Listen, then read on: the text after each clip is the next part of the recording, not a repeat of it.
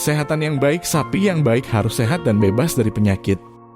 Ini termasuk memastikan mereka mendapatkan vaksinasi yang tepat, perawatan medis yang diperlukan, dan pemantauan kesehatan yang rutin. Gizi yang memadai, sapi yang baik harus diberi makan dengan pakan yang tepat dan bergizi. Mereka harus memiliki akses ke rumput yang segar atau hijauan lainnya, serta diberi makanan tambahan yang seimbang seperti jerami, rumput kering, dan pakan konsentrat. Lingkungan yang sesuai, sapi yang baik membutuhkan lingkungan yang sesuai untuk pertumbuhan dan kesejahteraan mereka. Hal ini meliputi penempatan di kandang yang bersih dan aman, memiliki akses ke air bersih dan tempat berteduh, serta ruang gerak yang memadai. Perawatan yang baik, sapi yang baik membutuhkan perawatan yang memadai. Ini termasuk pemotongan kuku secara teratur, pembersihan kandang secara rutin, dan perhatian terhadap kesejahteraan mereka secara keseluruhan. Perilaku yang tenang dan ramah, sapi yang baik biasanya memiliki perilaku yang tenang, mudah diatur, dan ramah terhadap manusia. Mereka tidak menunjukkan agresi yang berlebihan atau kecemasan yang berkepanjangan. Produktivitas yang baik, jika sapi tersebut adalah sapi perah, mereka harus memiliki produksi susu yang baik dan konsisten. Untuk sapi potong, sapi yang baik akan memiliki pertumbuhan yang baik dan kualitas daging yang baik. Kemampuan reproduksi yang baik, sapi betina yang baik harus memiliki kemampuan reproduksi yang baik, yaitu mampu menghasilkan anak dengan lancar dan memiliki tingkat kelahiran yang baik. Penting untuk diingat bahwa untuk mencapai sapi yang baik, pemilik sapi harus memperhatikan faktor-faktor tersebut dan memberikan perawatan yang tepat serta memenuhi kebutuhan sapi secara menyeluruh. Sapi hewan kurban yang baik adalah sapi yang memenuhi syarat-syarat tertentu sesuai dengan ketentuan dalam agama Islam.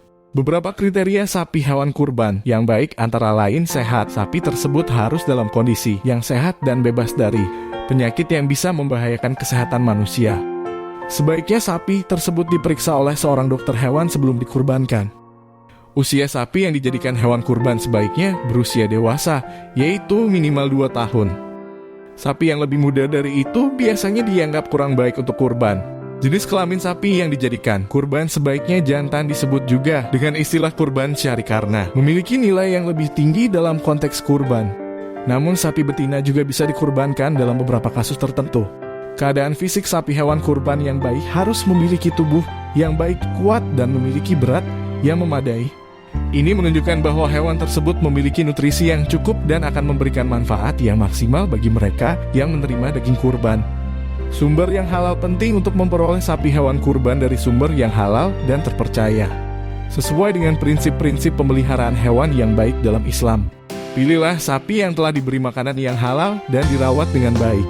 Selain kriteria-kriteria di atas, ada juga faktor-faktor lain yang dapat dipertimbangkan berdasarkan tradisi dan budaya setempat.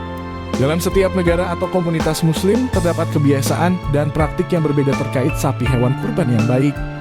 Oleh karena itu, disarankan untuk berkonsultasi dengan pemuka agama atau otoritas setempat untuk mendapatkan panduan yang lebih spesifik mengenai sapi hewan kurban yang baik dalam lingkungan Anda. Apa ciri-ciri sapi hamil? Ciri sapi bunting dan gangguan reproduksi pada sapi. Ciri-ciri awal yang akan terlihat ketika sapi bunting antara lain adalah ambing dan puting susu yang memerah, perubahan bentuk pada perut, dan tidak birahi lagi. Penyebab sapi bunting tidak birahi adalah hormon testosteron yang merekatkan sel telur terhadap kandungan.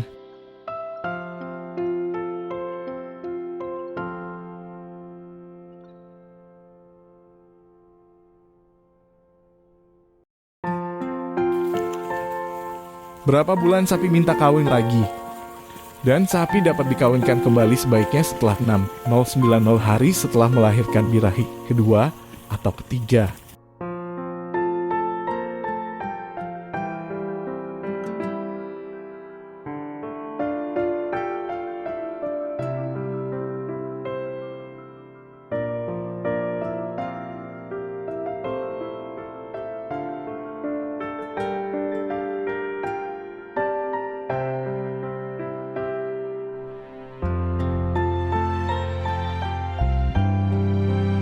Berapa bulan sapi minta kawin lagi?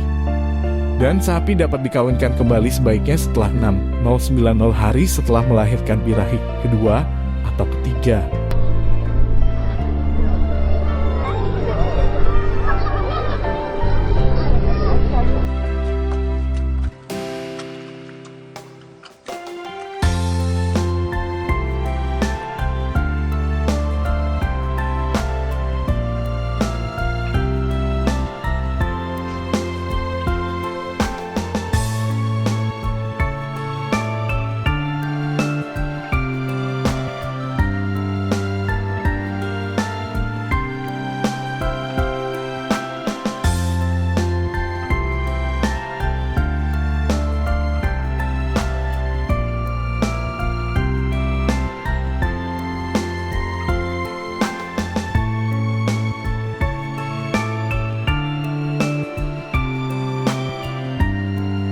Daging tanpa lemak namanya apa?